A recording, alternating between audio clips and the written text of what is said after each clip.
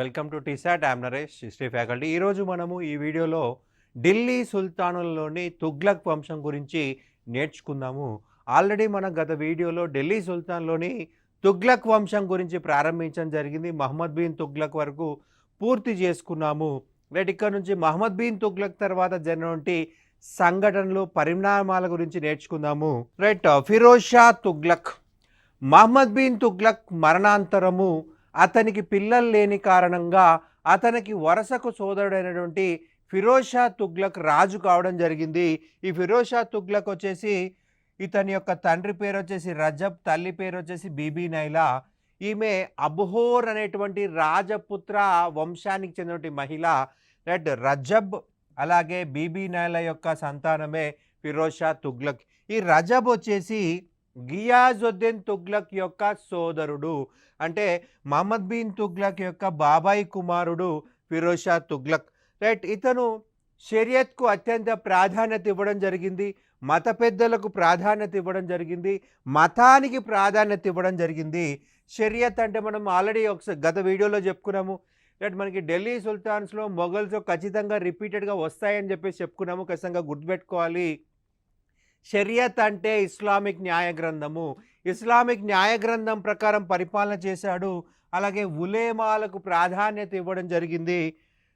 ఇక నెక్స్ట్ చూసినట్లయితే అప్పటి వరకు 23 రకాల పన్నులు ఉంటే ఆ 23 రకాల పన్నుల్ని రద్దు చేసి షరియత్ ఆమోదించిన 4 రకాల పన్నులైనటువంటి ఖరజ్, ఉషర్, జిజియా, జకత్లను మాత్రమే వసూలు చేయడం జరిగింది.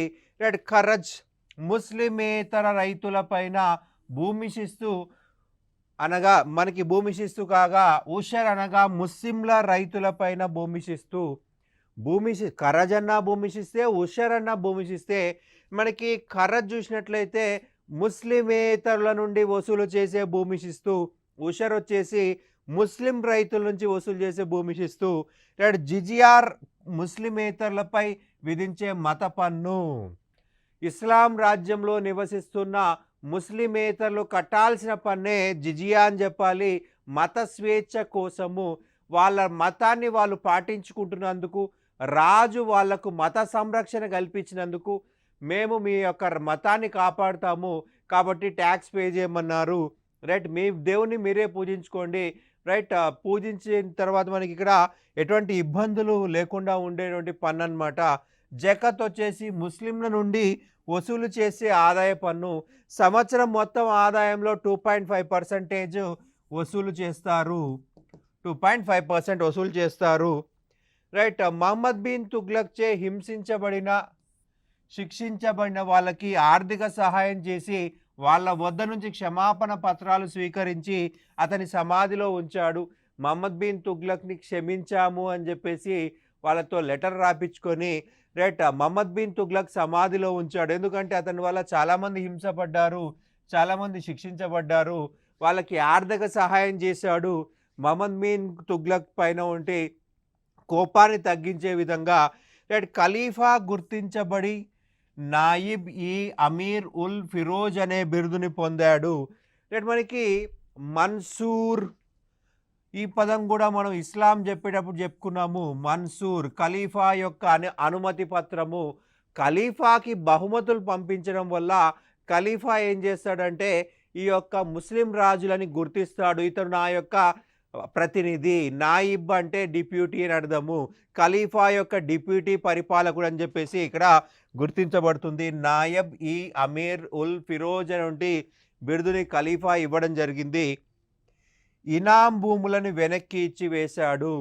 మనకి అలావుద్దీన్ ఖిల్జీ దగ్గర చెప్పుకున్నాం. అలావుద్దీన్ ఖిల్జీ మతపరమైనటువంటి భూములన్నీ కూడా లాక్కున్నాడు. ఇనాం భూములు, వక్స్ భూములు అన్నిటి కూడా లాక్కున్నాడని చెప్పాము. ఈయనేం చేశాడు, ఇనాం భూముల్ని మళ్ళీ ఎవరికైతే ఇవ్వాలో వాళ్ళకి ఇచ్చేశాడు. అలావుద్దీన్ ఖిల్జీ లాక్కుంటే ఈయన ఇచ్చివేయడం జరిగింది. రివర్స్గా పనిచేశాడు. రైట్, ఇక జిజియా పన్ను విషయంకి వచ్చినట్లయితే బ్రాహ్మణుల నుండి కూడా జిజియా పన్ను వసూలు చేసిన ఏకైక వ్యక్తి ఫిరోజ్ షా తుగ్లక్. మనము గత వీడియోలో చెప్పుకున్నాము. మహమ్మద్ బిన్ కాసిం భారతదేశ చరిత్రలో తొలిసారిగా జిజియా పన్నుని వసూలు చేసిన వ్యక్తి. రైట్, ఆ యొక్క పన్నుని బ్రాహ్మణులపై రద్దు చేశాడు. మహమ్మద్ బిన్ కాసిం. రైట్, మహమ్మద్ బిన్ కాసిం దగ్గర నుంచి మహమ్మద్ బిన్ తుగ్లక్ వరకు రైట్ బ్రాహ్మణులకి పన్ను మినహాయింపులు ఇచ్చాడు. కానీ ఫిరోజ్ షా తుగ్లక్ మాత్రమే బ్రాహ్మణుల నుండి కూడా జిజియా పన్నుని వసూలు చేయడం జరిగింది. రైట్, ఇస్లాం మత సూత్రాలను జామా మసీదుపై చెక్కించాడు. రైట్, వ్యవసాయ అభివృద్ధికి అనేక చర్యలు చేపట్టడం జరిగింది. మనకి గంగా నది, యమునా నది, సట్లెజ్ నది కాలువలు నిర్మించడం జరిగింది. రైట్, అనేక కాలువలు తవ్వించి నీటిపారుదల సౌకర్యాలు కల్పించడం జరిగింది. ప్రధానంగా ఉత్తరప్రదేశ్కి, పంజాబ్కి, హర్యానాకి, రాజస్థాన్ లాంటి రాష్ట్రాలకు రైట్ సాగునీటి పారుదల సౌకర్యాలు కల్పించాడు. గంగా నదికి, యమునా నదికి, సట్లెజ్ నదికి కాలువలు కట్టించి పంజాబ్లో రైట్ వ్యవసాయ అభివృద్ధి కృషి చేశాడు. పంజాబ్, ఉత్తరప్రదేశ్, హర్యానా, రాజస్థాన్ ప్రాంతంలో రైట్ అనేక కాలువలు కట్టించి రైట్ కాలువల ద్వారా వ్యవసాయానికి నీళ్ళు ఇచ్చాడు ఫిరోజ్ షా తుగ్లక్. రైట్, ప్రభుత్వ నీటిపారుదల కలిగించినందుకు శ్రబ్ అనేటువంటి 10% పన్నును వసూలు చేశాడు. శ్రబ్ అంటే నీటి తీరువా పన్ను. రైట్, నీటి తీరువా పన్ను నీళ్లను వ్యవసాయ పొలాల వరకు తీసుకొచ్చినందుకు, ఆ పొలాలకి నీళ్ళు అందించినందుకు 10% పన్ను కట్టాలి. దాన్ని శ్రబ్ అని చెప్పేసి అంటాము. రైట్, మనము గతంలో ఇక్తా వ్యవస్థ గురించి చెప్పుకున్నాము. రాజుకి ఎవరైతే నిస్వార్థంగా సేవ చేస్తారో వాళ్ళకి ఇటువంటి భూములనే ఇక్తా భూములు అని చెప్పేసి చెప్పుకుంటాము. ఇక్తా భూములు. రైట్, ఇక్తా వ్యవస్థ చూసినట్లయితే రైట్ రాజుకి సేవ చేసిన వారి కోసం ఇవ్వబడినటువంటి భూములే ఇక్తా భూములు. వీళ్ళకి భూమి ఇవ్వబడుతుంది. రైట్, వాళ్ళకి ఇచ్చిన భూమిలో వ్యవసాయాన్ని అభివృద్ధి చేయాలి, వ్యవసాయమును అభివృద్ధి చేయాలి,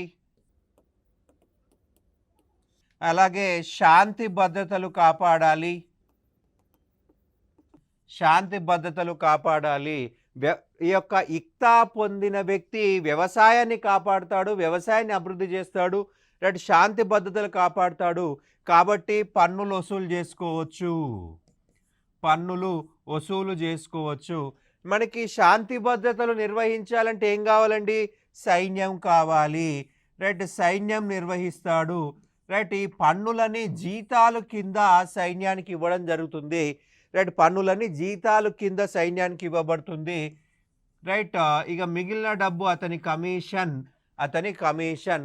అలాగే ఇంకా డబ్బు మిగిలితే దాన్ని రాజ్యానికి జమ చేయాల్సి ఉంటుంది. ఫాజిల్ అని చెప్పేసి అంటాము. ఫాజిల్ అంటే రైట్ ఇక్తాలో మిగిలిన డబ్బు సైన్య నిర్వహణ చేయగా తన జీతం పోగా మిగిలిన డబ్బుని రాజ్యానికి ఇవ్వాల్సి ఉంటుంది. ఇది ఇక్తా వ్యవస్థ. మన ఇక్తా వ్యవస్థని మనకి ఇటువంటి వ్యవస్థలే వివిధ రాజ్యాల్లో కూడా ఉన్నాయి. రైట్, కాకతీయుల కాలం నుండి నాయంకర వ్యవస్థతో పోల్చొచ్చు, విజయనగర సామ్రాజ్యంలోని అమరనాయక వ్యవస్థతో పోల్చొచ్చు, అలాగే మనకి మొఘల్స్ కాలంలోని మన్సబ్దారీ వ్యవస్థతో పోల్చొచ్చు. అందరికీ కూడా ఇక్కడ భూములు ఇవ్వబడతాయి. మనకి ఇక్తా వ్యవస్థలో వ్యవసాయాన్ని అభివృద్ధి చేయాలి, శాంతి భద్రతలు కాపాడాలి, అలాగే సైన్యం నిర్వహించాలి. రాజుకు యుద్ధ సమయంలో యుద్ధానికి సైన్యాన్ని సరఫరా చేయాల్సి ఉంటుంది. నాయంకర వ్యవస్థలో కూడా ఇదే పనులు ఉంటాయి. రైట్, వాళ్ళకి ఇచ్చిన ప్రాంతం వరకు నాయంకర వ్యవస్థలో నాయకులకు స్థలం ఇస్తారు, అమరనాయక వ్యవస్థలో అమరం ఇస్తారు, మన్సబ్దారీ వ్యవస్థలో మన్సబ్ ఇస్తారు. అయితే మన్సబ్దారీ వ్యవస్థలో గుర్రాలకు అత్యంత ప్రాధాన్యత ఉంటుంది. ఇవన్నీ కూడా ఒక కోవకు చెందినవనేది గుర్తుపెట్టుకోవాలి. ఇక్తా వ్యవస్థ, రైట్ నాయంకర వ్యవస్థ, అమరనాయక వ్యవస్థ, మన్సబ్దారీ వ్యవస్థ ఒక కోవకు చెందిందే. సైన్య నిర్వహణ, శాంతి భద్రతలు కాపాడము, వ్యవసాయ అభివృద్ధి ఇవన్నీ కూడా ఉంటాయన్నమాట. ఇక్తా వ్యవస్థను పునరుద్ధరించి సైనిక పౌర ఉద్యోగాలను వంశం పారంపర్యం చేశారు. రైట్, ఒక సైనికుడు చనిపోయాడు అనుకుందాం, అతని తరపున అతని కొడుకొచ్చి సైన్యంలో పనిచేయాలి. దాన్ని వంశ పారంపర్యం. ప్రస్తుతం మనకి కారుణ్య నియామకాలను జరుగుతాయి. తండ్రి చచ్చిపోతే తండ్రి ఉద్యోగాన్ని కొడుకు ఇవ్వడం జరుగుతుంది. దాన్ని కారుణ్య నియామకాలు అంటాము. అది ఆ టైంలో వంశపారంపర్యం చేశాడు. ఒక సైనికుడు యుద్ధంలో పనిచేసి అతను జబ్బు పడినట్లయితే, గాయాల పాలైనట్లయితే అతని భూమిని అతని కొడుకు వాడుకునే విధంగా చేశాడు. రైట్, సైనికులకి జీతాలకు బదులుగా భూములు ఇచ్చాడు. సో మనం ఏం చెప్పొచ్చు అంటే జాగీర్దారీ వ్యవస్థ అని చెప్పుకోవచ్చు. జాగీర్దారీ వ్యవస్థ అని చెప్పుకోవచ్చు. సైనికులకి జీతాలకు బదులుగా భూములు ఇవ్వడం జరిగింది. మనకి అలావుద్దీన్ ఖిల్జీ ఏం చేశాడు, భూములు అత్యధికంగా ఇవ్వడం వల్ల రాజ్యం ఆదాయం తగ్గుతుంది అని చెప్పేసి ఆయన భూముల్ని తీసుకొని జీతము నగదు రూపంలో ఇచ్చాడు. కానీ ఈయనేం చేశాడు, నగదు రూపంలో జీతాలు రద్దు చేసి మళ్ళీ భూములు ఇచ్చేశాడు. జాగీర్దారీ వ్యవస్థని ప్రవేశపెట్టాడు. రైట్. ఈ యొక్క ఫిరోజ్ షా తుగ్లక్ అయితే ఈ యొక్క వంశం పారంపర్యం కావడం వల్ల సైన్యం బలహీన పడిపోయింది. వాళ్ళు సైన్యంలో పనిచేసినా పనిచేయకపోయినా కూడా వాడుకోవడం వల్ల రాజ్యం పైన బర్డెన్ ఏర్పడింది. ఈ యొక్క రాజ్య సైన్యం బలహీనపడడానికి కారణమైంది. రైట్. అనేక నిర్మాణాలు చేపట్టాడండి. తోటలు పెంచాడు. సో తోటలు పెంచడం వల్ల ఉద్యానవనాల రాజు అని కీర్తించబడ్డాడు. ఉద్యానవనాల రాజు అని కీర్తించబడ్డాడు. బానిసల సంక్షేమానికి చాలా ప్రాధాన్యత ఇచ్చాడు. బానిసల కోసము ఒక ప్రత్యేక శాఖనే స్టార్ట్ చేశాడు. దివాన్ ఏ బందేగాని దేగామి లేదా బందగాన్ బందా బానిస. రైట్. బానిసల సంక్షేమానికి అత్యంత ప్రాధాన్యత ఇచ్చాడండి. ఢిల్లీ చుట్టుపక్కల 12,000 ద్రాక్ష తోటలు గ్రేప్ గార్డెన్స్ కన్స్ట్రక్ట్ చేశాడు. 12,000 గ్రేప్ గార్డెన్స్ కన్స్ట్రక్ట్ చేసి 1,80,000 బానిసలకు అందులో ఉద్యోగాలు ఇచ్చాడు. ఢిల్లీ చుట్టుపక్కల 12,000 గ్రేప్ గార్డెన్స్ డెవలప్ చేసి ఆ గ్రేప్ గార్డెన్స్లో 1,80,000 మంది రైట్ బానిసలకు ఉద్యోగాలు ఇచ్చాడు. రైట్. ఉద్యోగాలు ఇవ్వడంలో ఫిరోజ్ షా తుగ్లక్ తర్వాత ఎవరైనా భారతదేశ చరిత్రలో అత్యధికంగా ఉద్యోగాలు ఇచ్చినటువంటి చక్రవర్తి అంటే ఫిరోజ్ షా తుగ్లక్ అని చెప్పాలి. రైట్. ప్రస్తుతం మనకి ఎంప్లాయ్మెంట్ బ్యూరో అని చెప్పేసి ఉంది. ఆ ఎంప్లాయ్మెంట్ బ్యూరో కూడా స్టార్ట్ చేసిన వ్యక్తి ఫిరోజ్ షా తుగ్లక్ అని చెప్పాలి. రైట్. ఉపాధి హామీ శాఖ ఈ ఉపాధి హామీ శాఖను ఏర్పాటు చేయడం జరిగింది. దీనిపైన ఢిల్లీ నగర కొత్వాల్ నియమించబడ్డాడు.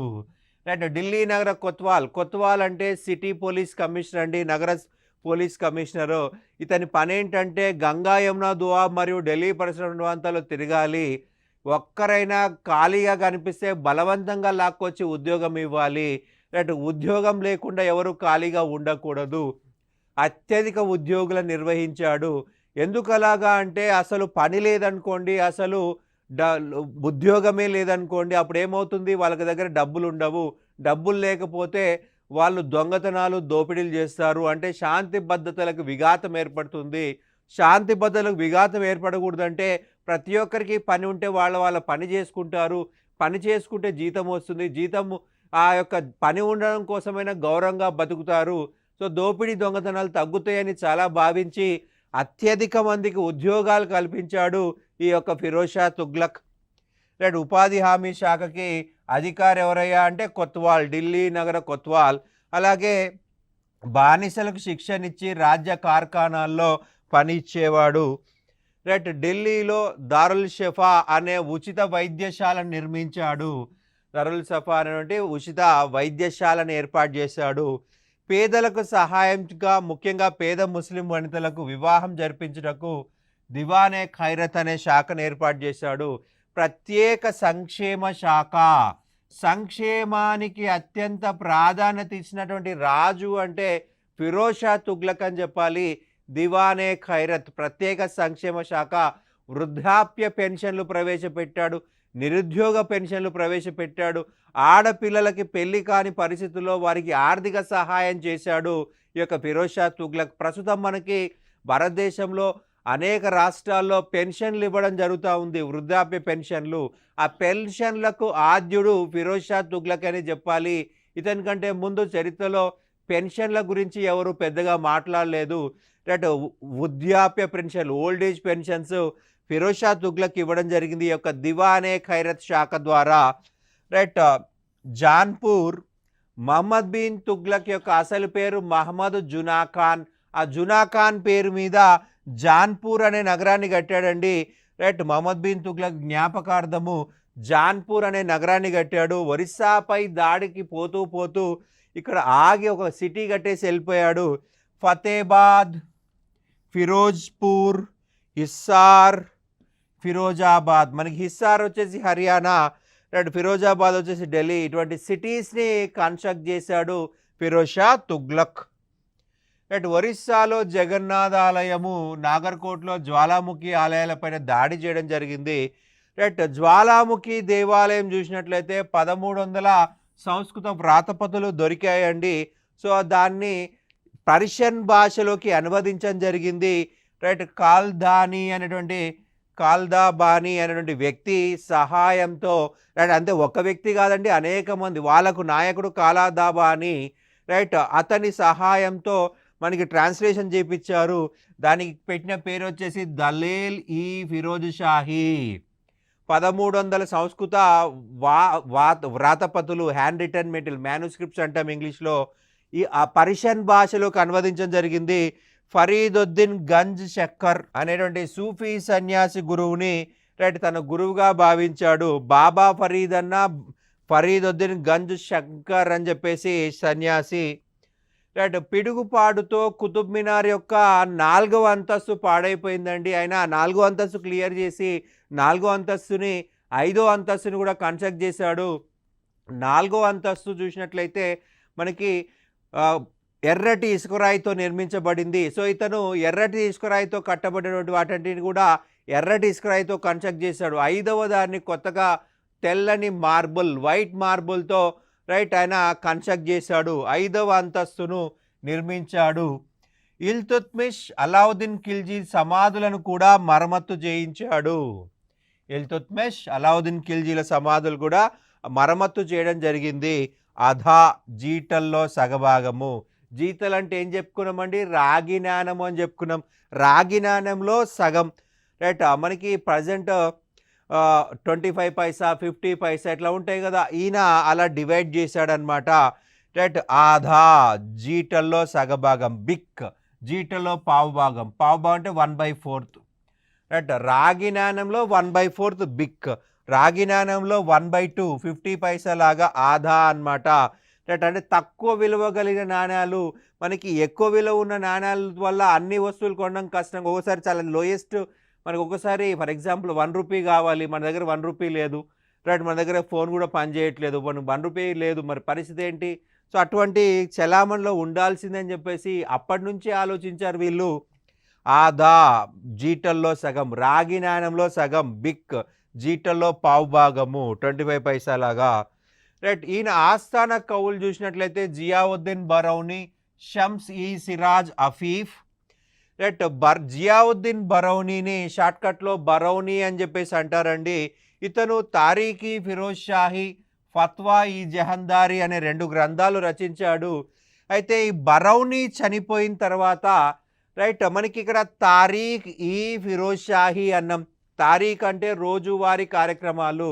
ఫిరోజ్ షా తుగ్లక్ ఆస్థానంలోని రోజువారీ కార్యక్రమాలని ఈ తారీఖీ ఫిరోజ్ షాహీ అంటాం. ఇది ఒక ఆస్థాన డైరీ. దాన్నే మనం ఇప్పుడు గ్రంథం అనుకుంటున్నాం. ఒక పెద్ద డైరీ లాగా. రాజు పొద్దున్నే ఎప్పుడు వచ్చాడు, సో ఆయన పొద్దున్నే 9 o'clock ఎవరిని కలిశాడు, 10 o'clock ఎవరిని కలిశారు, రైట్, సైన్యంతో ఎప్పుడు మాట్లాడాడు, మంత్రులతో ఏం మాట్లాడాడు, విదేశీ రాయబారులతో ఎలా, అవన్నీ కూడా డీటెయిల్సే ఈ తారీఖీ ఫిరోజ్ షాహీ అన్నమాట. రైట్, రాజుని కలిసే వివిధ వ్యక్తులు, రాజు తీసుకొచ్చిన సంక్షేమ కార్యక్రమాలు, రాజు తీసుకున్నటువంటి న్యాయపరమైన నిర్ణయాలు, రాజు సైన్యం యొక్క చేసిన పనులు, ఇవన్నీ కూడా ఈ తారీఖీ ఫిరోజ్ షాహీలో బరౌని రాశాడు.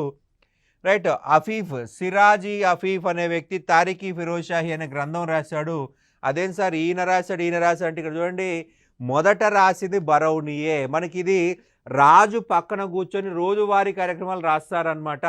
రైట్, ఈ జియావుద్దీన్ బరౌని చనిపోయిన తర్వాత తన ప్లేస్లో వచ్చిన వ్యక్తి అఫీఫ్, సిరాజ్, షమ్స్ ఈ సిరాజ్ అఫీఫ్ అనే వ్యక్తి బరౌని తర్వాత వ్యక్తి అన్నమాట. సో మనకి సింపుల్గా అర్థం కావాలంటే ఇది పార్ట్ 1, పార్ట్ 2.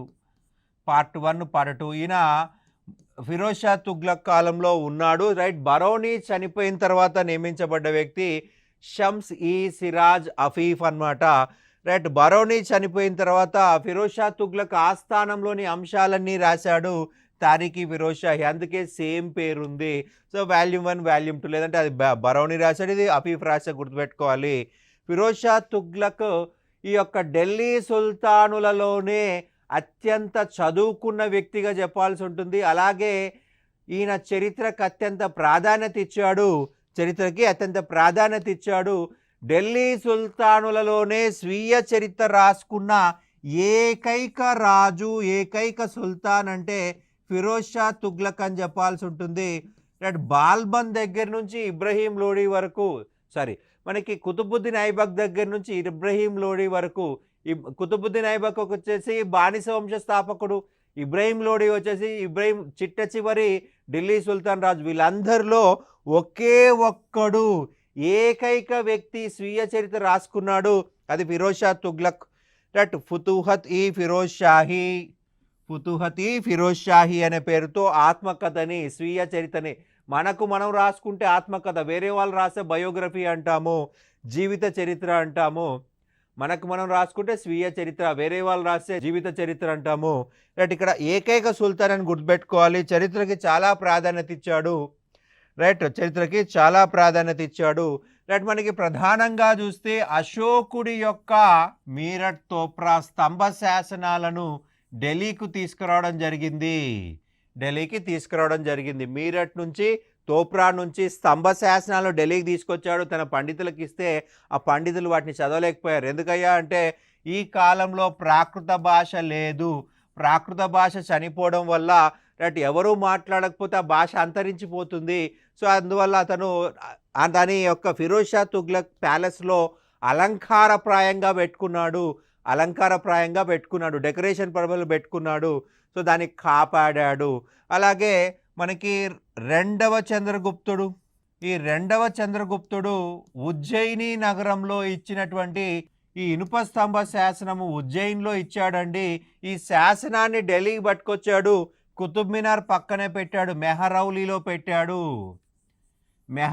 పెట్టాడు. సో మనం ఇప్పుడు దీని ఏమని పిలుస్తున్నాం అంటే మెహరౌలీ ఇనుప స్తంభ శాసనం. మనకి ఎగ్జామ్లో ఏమని అడగొచ్చు అంటే మెహరౌలీ ఇనుప స్తంభ శాసనం మొదట ఎక్కడ ఇవ్వబడింది? ఉజ్జయినిలో ఇవ్వబడింది. దీని యొక్క రచయిత ఎవరు? దీని ఏ రాజు గురించి మాట్లాడబడుతుందంటే రెండవ చంద్రగుప్తుడు. మరి దీన్ని మెహరౌలీ లేదా ఢిల్లీకి తీసుకొచ్చింది ఎవరు అంటే ఫిరోజ్ షా తుగ్లక్ అని గుర్తుపెట్టుకోవాలి. ఢిల్లీలో ఒక కాలనీ పేరు మెహరౌలీ, మనకు కుతుబ్ మినార్ ఉన్న ప్రాంతమే మెహరౌలీ ప్రాంతము. అలాగే ఫిరోజాబాద్ అనే నగరాన్ని కట్టాడు ఫిరోజ్ షా తుగ్లక్. అయితే మనకి ప్రధానంగా చూసినట్లయితే ఫిరోజ్ షా తుగ్లక్ చాలా క్రూయల్ అనే చెప్పుకోవచ్చు. అట్లా అని చెప్పేసి అంత దారుణంగా అని చెప్పడానికి లేదు. నాగర్కోట్పై దాడి చేశాడు. నాగర్కోట్ని ధ్వంసం చేసే ప్రయత్నంలో అక్కడ కొంతమంది రాజపుత్ర మహిళలు జోహార్ చేయడం జరిగింది. ఆ జోహార్ చేస్తున్నప్పుడు వాళ్ళ యొక్క ఏడుపులు విని ఆ నాగర్కోట్ నగరాన్ని ఆక్రమించకుండానే వెనక్కి వెళ్ళిపోయాడంట. అంటే ఏడుపులు విని, అంటే కొద్దిగా జాలి గుండె కూడా కలిగిన వ్యక్తి. అలాగే ఇతను అనేక తోటల్ని పెంచాడు. మనకి భారతదేశ చరిత్రలో తొలిసారిగా తోటల పెంపకాన్ని ప్రాధాన్యత ఇచ్చిన రాజు ఎవరయ్యా అంటే ఫిరోజ్ షా తుగ్లక్ అని చెప్పాలి. అలాగే మనకి ప్రధానంగా పట్టుపురుగుల పెంపకం స్టార్ట్ చేసింది. మనకి సెరికల్చర్ అంటాం, అది కూడా ఫిరోజ్ షా తుగ్లక్. హార్టికల్చర్, తోటల పెంపకం, ఇవన్నీ కూడా ఫిరోజ్ షా తుగ్లక్ చేశాడు. కానీ ఇతను దక్షిణ భారతదేశాన్ని పట్టించుకోలేదు. మహమ్మద్ బిన్ తుగ్లక్ కాలంలోనే దక్షిణ భారతదేశము ఢిల్లీ సుల్తాన్ నుంచి వెళ్ళిపోయింది. ఇతను తిరిగి ఆక్రమించుకునే ప్రయత్నాలు కూడా చేయలేదు. కాకపోతే సింధుపై దాడి చేసి ఆ యొక్క తాగిని ఓడించాడు. ఉత్తర భారతదేశంలో తన స్థానాన్ని పదిలం చేసుకున్నాడు. మహమ్మద్ బిన్ తుగ్లక్ కాలంలో ప్రారంభమైన పతనాన్ని ఆపలేకపోయాడు. అదొక నెగిటివ్ అని చెప్పుకోవాలి. ఒరిస్సాపై దాడి చేసి తిరిగి వస్తూ చోటా నాగ్పూర్ ప్లాటూలో, చోటా నాగ్పూర్ పీఠభూమిలో 6 నెలలు దారి తప్పిపోయి అక్కడక్కడే తిరిగాడు. అలాగే సింధు నుంచి వస్తూ కచ్లోని ఎడారి ప్రాంతంలో తప్పిపోయాడు. అతను అక్కడి నుంచి రావడం చాలా కష్టమైంది. సో మాలిక్ మక్బూల్ అనేటువంటి తెలంగాణ ప్రాంతం చెందినటువంటి ఒక తెలుగు వ్యక్తి అతన్ని సైన్యాన్ని పంపించి ఢిల్లీకి తీసుకువెళ్ళడం జరిగింది. మాలిక్ మక్బూల్ అనేవాడు ఫిరోజ్ షా తుగ్లక్ కాలంలో ప్రధానమంత్రిగా పనిచేశాడు. ఈ మాలిక్ మక్బూల్ వచ్చేసి తెలుగువాడు, తెలంగాణ వాడుగా చెప్పాలి. నాగయ్య గన్నయ్య అనేది అతని యొక్క అసలు పేరు. రైట్. ఇక తుగ్లక్ వంశంలో చివరివాడు నాసిరుద్దీన్ మహమ్మద్. రైట్. ఫిరోజ్ షా తుగ్లక్ తర్వాత వచ్చిన వాళ్ళంతా అసమర్థులే. రైట్. అతని మరణం తర్వాత దాదాపు ఒక 10 సంవత్సరాల వరకు ప్రశాంత పరిస్థితులు ఉన్నాయి. రైట్. 10 సంవత్సరాల తర్వాత అందులో అంతా మారిపోయింది. రైట్. ఈ వంశంలో చిట్ట చివరి రాజు నాసిరుద్దీన్ మహమ్మద్ 1394 నుంచి 1414 వరకు పరిపాలించాడు. ఈ నాసిరుద్దీన్ కాలంలో ముఖ్యమైన సంఘటన అంటే 1398లో తైమూర్ ఢిల్లీ పైన దండయాత్ర చేశాడు. భారతదేశం పైన దండయాత్ర చేశాడు. తైమూర్ దండయాత్ర. నాసిరుద్దీన్ 1414 వరకు నామమాత్రంగా పరిపాలన చేసి మరణించడంతో తుగ్లక్ వంశం అనేది అంతరించిపోయింది. ఇక తైమూర్ దండయాత్ర గురించి చూసినట్లయితే తైమూర్ అనేవాడు సమర్కండ్ యొక్క పాలకుడు. తైమూర్ అనేవాడు సమర్కండ్ యొక్క పాలకుడు. తైమూర్ అంటే ఇనుము అని అర్థము. ఇనుము అని అర్థము. రైట్. ఈ తైమూర్ సమర్కండ్ యొక్క పాలకుడు. తైమూర్ బర్లాస్ తెగకు చెందినటువంటి మంగోల్ జాతికి చెందినవాడు. మంగోల్ జాతికి చెందిన బర్లాస్ తెగకు చెందినవాడు. రైట్. ఇతను ఢిల్లీ పైన దాడి చేయడం జరిగింది. నాసిరుద్దీన్ మహమ్మద్ను ఓడించడం జరిగింది. నాసిరుద్దీన్ మహమ్మద్ ఓడిపోయి గుజరాత్ ప్రాంతానికి వలస వెళ్ళడం జరిగింది. పారిపోవడం జరిగింది. ఈ ఢిల్లీ నగరాన్ని దోచుకున్నాడండి తైమూర్. తైమూర్ ఢిల్లీ నగరాన్ని దోచుకున్నాడు. వెనక్కి వెళ్తుండగా గుర్తు తెలియని వ్యక్తులు తన యొక్క 2 అధికారులని హత్య చేయడం జరిగింది. సో తైమూర్కి విపరీతమైన కోపం వచ్చేసింది. సో ప్రతీకారం కింద ఢిల్లీలో అనేక మందిని ఊచకోత కోయమని తన సైనికులకి పర్మిషన్ ఇచ్చేశాడు. అయితే అతను మీరు ఎంతమందిని చంపి ఎన్ని తలకాయలు తీసుకొస్తే అన్ని బంగారు నాణాలు ఇస్తా అన్నాడు. 15 రోజులలో 1,00,000 మందిని చంపేశారు. రైట్. ఈ మారణ హోమం గురించి తెలిసి నాసిరుద్దీన్ మహమ్మద్ గుజరాత్ నుంచి వెనక్కి వచ్చేసాడండి. రైట్. తైమూర్కి నష్టపరిహారం కట్టేసి అతన్ని ఇండియా నుంచి పంపించడం జరిగింది. కానీ ఆలోపే 1,00,000 మంది చనిపోయారు.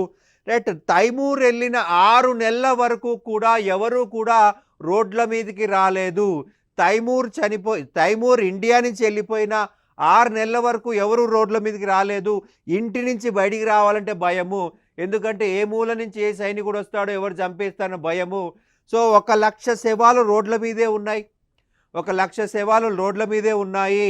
రైట్. సో వాటిని తగలబెట్టలేదన్నమాట. 1,00,000 శవాలు అలాగే ఉన్నాయి. సో 6 నెలలు ఎవరు వ్యవసాయం చేయలేదు. సో మనకి రోడ్ల మీద శవాలు ఉండడం వల్ల అవి కుళ్ళిపోయి అంటువ్యాధులు స్ప్రెడ్ అయ్యాయి ఢిల్లీలో. అలాగే 6 నెలలు ఎవరు వ్యవసాయం చేయకపోవడం వల్ల కరువు ఏర్పడింది. ఢిల్లీకి తైమూర్ దండయాత్ర అనేది అత్యంత దారుణమైన సంఘటన అని చెప్పాలి. ఢిల్లీ చరిత్రలో ఒక పీడకలగా చెప్తారు. ఎందుకంటే 1,00,000 మంది చనిపోయారు. అలాగే రోడ్ల మీదే శవాలు గుట్టలుగా ఉన్నాయి. అంటువ్యాధులు ఏర్పడ్డాయి. పాండమిక్ ఏర్పడింది. అట్లాగే వ్యవసాయం నాశనమైంది. కరువు ఏర్పడింది. రైట్. మనకి జియావుద్దీన్ బర్మన్ అని ఏమన్నా అంటే రోడ్డు పైన ఒక కుక్క తిరగలేదు, ఆకాశంలో ఒక పక్షి ఎగరలేదు అన్నాడు. రైట్. అత్యంత దారుణంగా ఉంది పరిస్థితి. చిన్న పిల్లలు అన్నం తినకపోతే నేను తైమూర్ పట్టిస్తా అని చెప్పేసి బెదిరించేవాళ్ళు. సో చిన్న పిల్లలు కూడా భయపడి తినేవాళ్ళు అని చెప్పేసి రాయడం జరిగింది. మనకి ఇప్పుడు ఏమంటాము, చిన్నపిల్లలు అన్నం తినకపోతే బూచోడు వచ్చేసి ఎత్తుకెళ్ళిపోతాడు అని చెప్పేసి చెప్తాం. కానీ ఇక్కడ ఏమన్నారంటే నేను తైమూర్ పట్టిస్తా నువ్వు తినకపోతే అని బెదిరించేవాళ్ళు. సో పిల్లలు కూడా భయపడి తిన్నారు. అంత దారుణంగా, అంత కురాతకంగా, అంత క్రూరంగా ప్రవర్తించడం యొక్క తైమూర్ అంటారు. ఇక సయ్యద్ వంశం చూసినట్లయితే మనకు 1414 నుంచి 1451 వరకు పరిపాలించడం జరిగింది. తైమూర్ భారతదేశంలో తను జయించిన లాహోర్, ముల్తాన్, దీపాల్పూర్ ప్రాంతాలకు ఖిజిర్ ఖాన్ను ప్రతినిధిగా ఉంచడం జరిగింది. రైట్. నాసిరుద్దీన్ జూన్ 4, 1414 మరణించాడు. సో ఖిజిర్ ఖాన్ ఢిల్లీని ఆక్రమించి సయ్యద్ వంశాన్ని పరిపాలించడం జరిగింది. ఈ వంశం మొత్తం 37 సంవత్సరాలు మాత్రమే పరిపాలించింది. ఖిజిర్ ఖాన్ మరణాంతరము అతని కుమారుడు ముబారక్ షా రాజయ్యాడు. రైట్. ముబారక్ షా రాజు కావడం జరిగింది. ముబారక్ షాని దయామయుడు అని చెప్పేసి అంటారు. ఇతని ఆస్థానంలో ఉన్నటువంటి అయ్యాబిన్ అహ్మద్ సర్హిందీ తారీఖీ ముబారక్ షాహీ అనే గ్రంథాన్ని రచించడం జరిగింది. తారీఖీ ముబారక్ షాహీ. ముబారక్ షా అనంతరం మహమ్మద్ షా, అలావుద్దీన్ షా రాజులయ్యారు. అలావుద్దీన్ ఆలాం షా పేరుతో పరిపాలించడం జరిగింది. రైట్. ఇతని రాజ్యం చూసినట్లయితే ఢిల్లీ నుంచి ఆలాం షా రాజ్యము ఢిల్లీ నుంచి పాలం వరకు మాత్రమే పరిపాలించబడింది. ఢిల్లీ టు పాలం అన్నమాట. రైట్. ఇతనికి ఒక చెడ్డ పేరు వచ్చింది. ఏంటంటే ఆలం రాజ్యం పాలం దాటలేదు అనేటువంటి నానుడి వచ్చింది. 10 చదరపు కిలోమీటర్లు మాత్రమే ఇతను పరిపాలించగలిగాడు. ఢిల్లీ నుంచి పాలం వరకు మాత్రమే పరిపాలించగలిగాడు. ఆలం రాజ్యం పాలం దాటలేదు. ఆలాం షా, ఆలాం అంటే విశ్వము, షా అంటే చక్రవర్తి, విశ్వానికి చక్రవర్తి 10 చదరపు కిలోమీటర్లు మాత్రమే పరిపాలించడం జరిగింది. రైట్. 1451లో బహ్లూల్ లోడి ఢిల్లీని ఆక్రమించుకున్నాడు. సో ఆలాం షా బదౌని అనే ప్రాంతానికి పారిపోవడం జరిగింది. రైట్. ఇది మనకు తుగ్లక్ అండ్ సయ్యద్ వంశం యొక్క చరిత్ర. రైట్. ఇది మనకి గత ఎగ్జామ్స్లో కొన్ని రిపీటెడ్గా అడగడం జరిగింది. వీటిపైన మనం ఫోకస్ చేయాల్సి ఉంటుంది. Thank you.